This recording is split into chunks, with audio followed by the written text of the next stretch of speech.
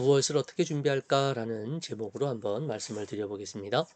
이 얘기는 중학교 3학년, 고등학교 1학년 학생들에게 해주고 싶은 얘기이기도 하고요.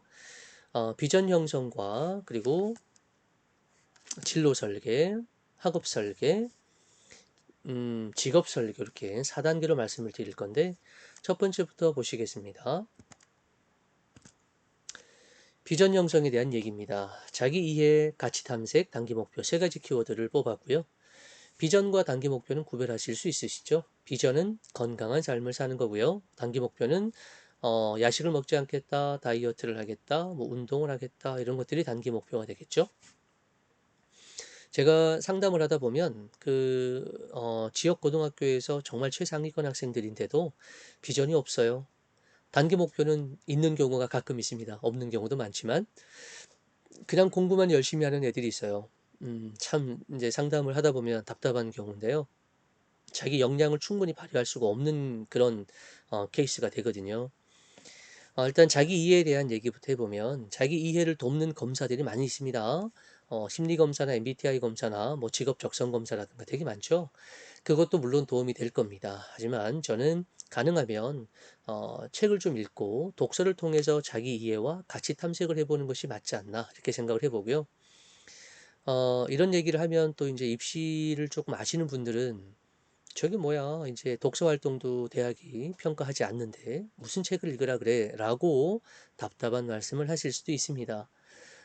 독서는 대학을 가기 위해서 읽는 건 아니잖아요, 솔직히. 그런데 이제 그렇게 활용되는 것 뿐이죠. 근데 지금 학생부가 간소화됐다고 해서 독서가 의미가 없는 것이 아닙니다.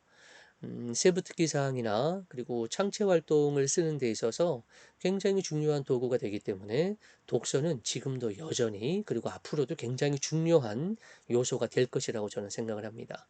같은 책을 읽어도 아이들마다 느끼는 게 다르니까 그 과정에서 대화를 통해서 그리고 아이들에게 무엇을 발문하고 아이들이 생각하게 돕느냐에 따라서 자기 이해와 가치 탐색이 충분히 가능할 거라고 저는 생각합니다.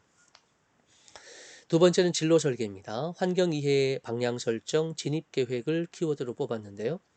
환경 이해는 그 학생이 살고 있는 지역이라든가 그리고 가정 환경까지 포함하는 것들을 말합니다. 그리고 방향 설정과 진입 계획, 내가 어떤 방향으로 진로를 결정할 거냐에 따라서 진입 계획이 달라지겠죠. 일반고를 갈 거냐, 아니면 특목고를 갈 거냐, 아니면 특성화 고등학교를 갈 거냐에 따라서 다양한 계획이 등장할 거라고 생각합니다. 이제 이렇게 설정이 되려면 비전 형성과 진로 설계는 학생의 몫이 굉장히 강합니다. 학생이 해야 될 몫이죠. 그런데 학업 설계는 가능하면 전문가의 도움을 받는 게 중요합니다. 학생이 이런 방향으로 진로를 선택했다면 어떤 교과를 선택해서 어떻게 교과를 관리할 것이며 교과 공부와 수능 공부를 어떻게 이어나갈 것인지 이 부분도 교과 성적이 1.0인 학생들에게도 굉장히 중요한 얘기입니다. 수능 관리를 아이들이 잘 못해요. 교과 관리는 잘 하는데 교과 관리는 쉽죠. 솔직히 쉬운 거예요. 학교 수업만 열심히 하면 되니까요. 그리고 이제 고교학점제가 전면 시행되는 2025년 고1 학생들부터는 고1 과정, 공통교육과정, 공통과정에 나오는 것만 등급이 산출이 되죠. 2학년 때부터 있는 진로, 뭐 진로 일반 선택 포함해서 융합 선택 포함해서 모든 선택 과목이 성취도 평가입니다. 등급이 나오지 않는다는 얘기죠.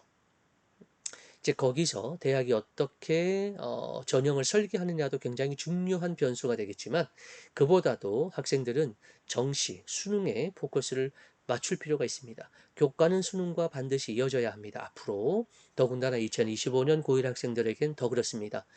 연계활동은 학생부 종합전형을 위한 전략이라고 생각하시면 되겠습니다.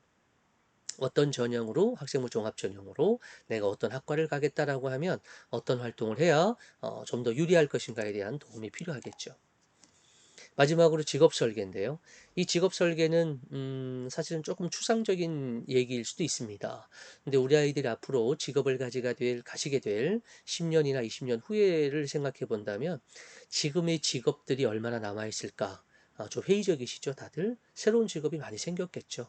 그런 것에 대한 고민, 그리고 자기 나름대로의 계획, 그리고 어떤 직업이 생기든 필요한 역량들이 공통적인 역량들이 분명히 있습니다. 그런 역량을 어떻게 개발할 것이냐에 대한 탐구도 필요할 것 같습니다. 자, 5분 간격으로 해서 5분 정도 시간을 잡고 강의를 진행을 할 거라서 가능하면 5분 정도에서 강의를 끊도록 하겠습니다. 다음 페이지에서 또 뵙겠습니다. 고맙습니다.